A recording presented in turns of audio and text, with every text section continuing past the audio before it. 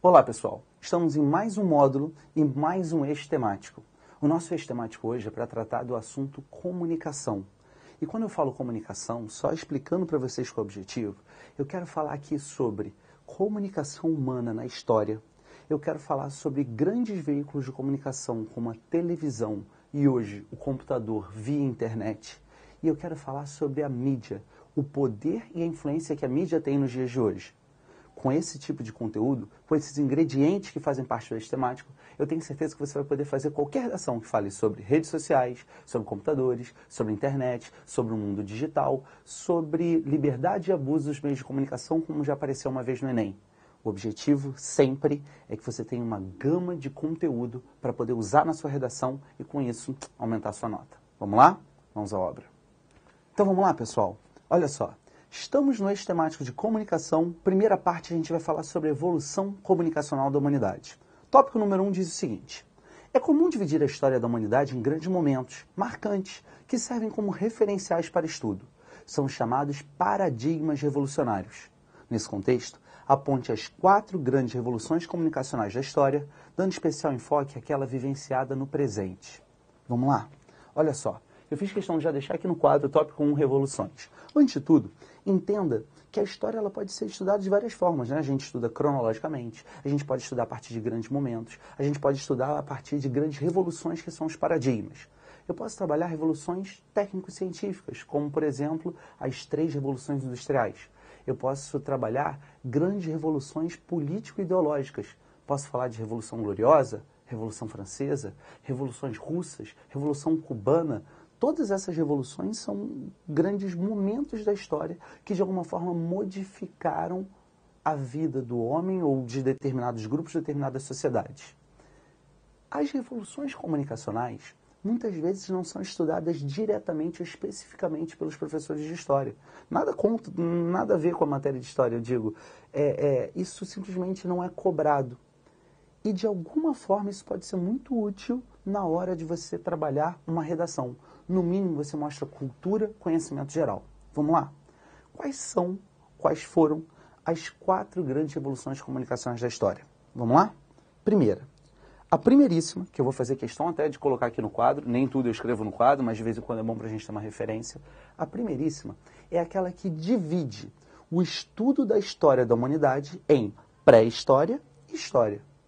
Se você tem conhecimento geral, conhecimento de mundo, você sabe que eu estou falando da invenção da escrita. Pessoal, por que a escrita é tão revolucionária?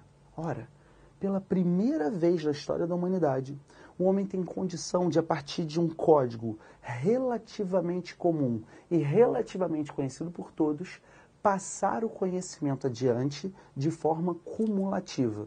Não sei se você está me entendendo. Antes da escrita, o homem, é claro, podia passar conteúdo e informação a partir de desenhos, que tem uma certa limitação e uma certa ambiguidade. Poderia passar o conhecimento a partir da fala. E por mais que eu falasse 1 milhão de vezes as mesmas coisas para os meus seguidores ou discípulos, é claro que aquele tipo de conhecimento acabava perdido.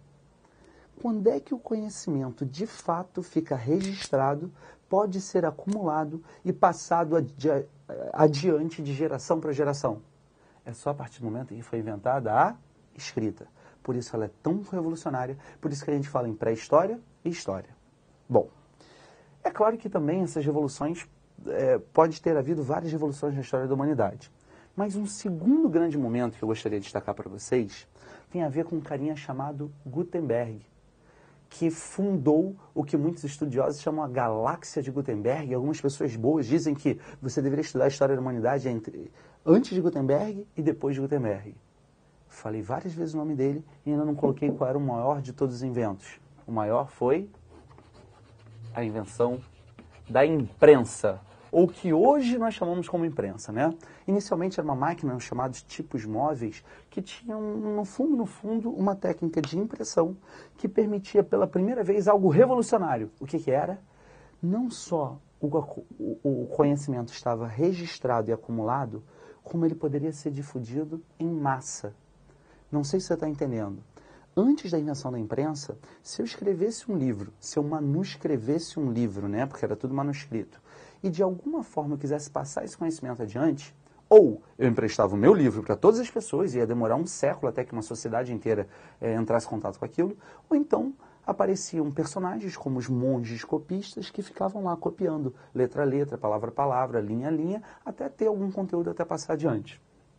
A imprensa consegue fazer isso de forma muito mais rápida e aí sim a gente já pode falar em difusão em massa do conteúdo.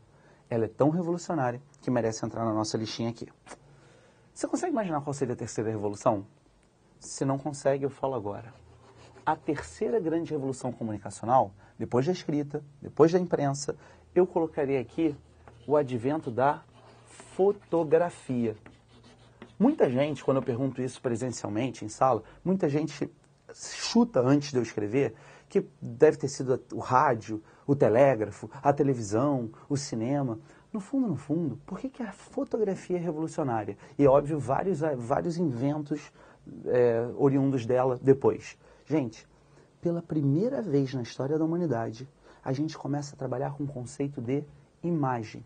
E aí não uma imagem interpretada ou trabalhada artisticamente, mas a imagem real. Aquele instante, aquele segundo, aquele microsegundo que é captado pelas lentes de uma câmera e fica lá para toda a eternidade. Eu não sei se você está entendendo o quanto isso é revolucionário, mas imagina que você nasce no Brasil, no século XIX, e o seu sonho é ver a muralha da China, ou as pirâmides do Egito, ou o Taj Mahal. O que você tinha que fazer? Não tinha televisão, não tinha internet, não tinha fotografia, não tinha cinema, não tinha programa nenhum. Você tinha que viajar para lá. Na melhor das hipóteses, você veria uma exposição, um quadro pintado por um artista, e como eu falei, próximo da realidade, mas artisticamente trabalhado e interpretado. Pela primeira vez, se você vai para uma exposição de fotografias, você vê as pirâmides do Egito, ou o Taj Mahal, ou a muralha da China, exatamente como eles são. Sabe aquele ditadozinho que diz que uma imagem vale mais do que 1000 palavras? É mais ou menos a partir daqui, da fotografia, que isso ganha realmente força. Só um comentário? Tudo que vem depois, cinema, televisão, claro que são meios de comunicação revolucionários. Mas no fundo, a forma de se comunicar é a partir da imagem, associação de palavras e imagens, né? Que essa associação nasceu com a fotografia, tá bom? Vamos para a quarta revolução agora.